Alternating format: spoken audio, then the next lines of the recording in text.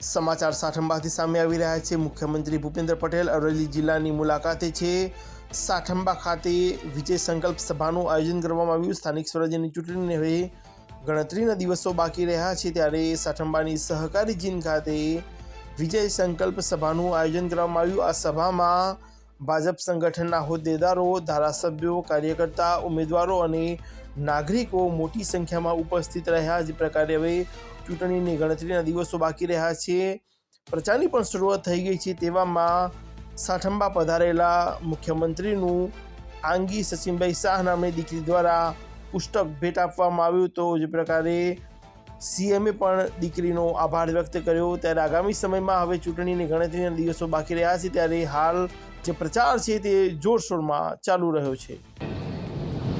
પણ તમે અત્યાર સુધીના ઇલેક્શનોના જે ઉમેદવારો હોય, વિપક્ષમાંથી જે પાર્ટીઓ તમારી સામે, એ બધા ઉમેદવારો ઇલેક્શન પછી કેટલી વખત તમારી વચ્ચે આયા, તમને કેટલી વખત પૂછ્યું કે તમારે કઈ કામ છે, એ લિસ્ટ બનાવી અને મને આપજો તો તમે ખરા।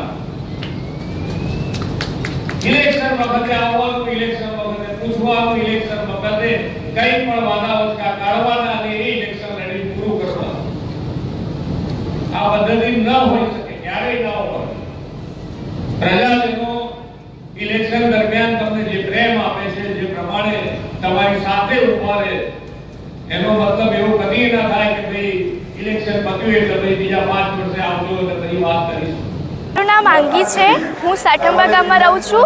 આજે ભૂપેન્દ્રભાઈ પટેલ મુખ્યમંત્રી આપણા ગુજરાતના તે અમારા ગામમાં પધાર્યા હતા।